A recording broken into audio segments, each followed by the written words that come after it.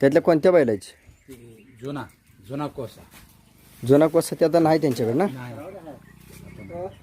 मग तसं बघायला गेलं तर ती गाई आणि ही कालवडी एकाच बैलाची मग असं गणित आहे. पहिला ते दावण फोडत होतं.